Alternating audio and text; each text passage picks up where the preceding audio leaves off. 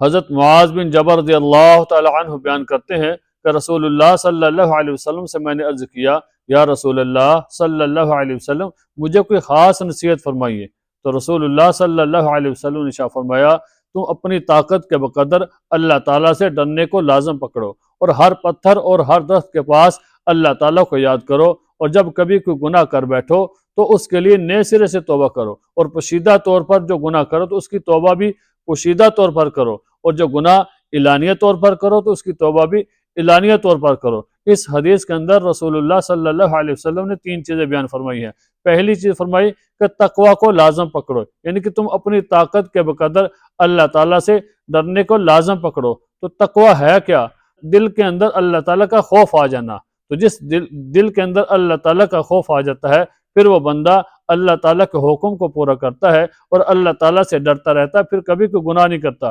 پھر تقوی ہی وہ صفت ہے جو انسان کو خلوت اور جلوت میں گناہ کرنے سے روکتی ہے۔ فرمایا کہ جس کو تقوی حاصل ہو جاتا ہے وہ اللہ تعالیٰ کے خاص بندوں میں شامل ہو جاتا ہے، اور وہ اللہ تعالیٰ کے ہاں بڑی عزت والا اور بڑی اکرام والا ہوتا ہے۔ اللہ تعالیٰ قرآن پاک میں فرماتے ہیں، ان اکرمکم عند اللہ اتقاکم، جو اللہ تعالیٰ کے ہاں تقوی والا بڑی عزت اور بڑے اکرام والا ہے۔ تو جتنی بھی عبادات ہیں ان عبادات کا مقصد کیا ہے کہ تم تقوی حاصل کر لو۔ فرمایا یا ایھا الناس اعبدوا ربکم الذی خلقکم والذین من قبلکم لعلکم تتقون، اے لوگو اللہ تعالیٰ کی عبادت کرو، اس اللہ تعالیٰ کی، اس رب کی جس نے تم کو پیدا کیا اور ان لوگوں کو جو تم سے پہلے تھے، تاکہ لعلکم تتقون، تم تقوی اختیار کرو۔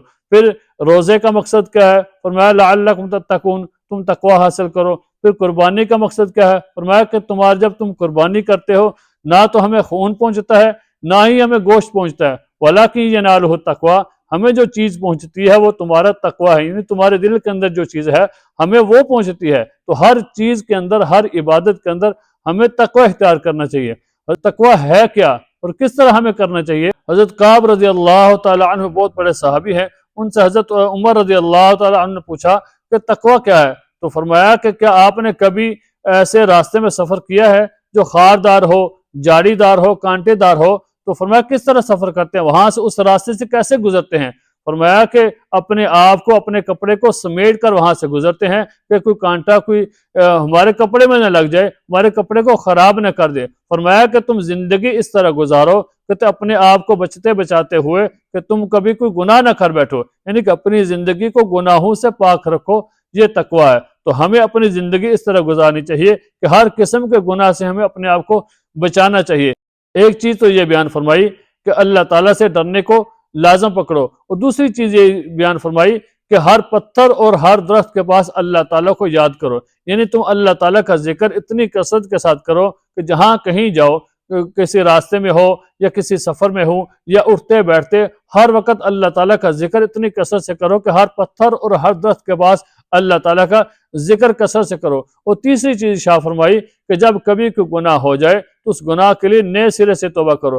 آدمی یہ نہ سوچے کہ میں نے پہلے بھی توبہ کی تھی یا بعد میں توبہ کر لوں گا۔ جب کبھی گناہ کر لو، اگر غلطی ہو جائے، خطا ہو جائے، تو فوراً اسی وقت نئے سرے سے توبہ کرو۔ ایسا نہ ہو کہ آدمی سوچتا رہے کہ میں بعد میں توبہ کروں گا اور بعد میں موقع ہی نہ ملے، انسان کو موت آ سکتی ہے یا کوئی ایسا واقعہ پیش آ سکتا ہے کہ آدمی کو توبہ کرنے کی توفیق نہ ملے۔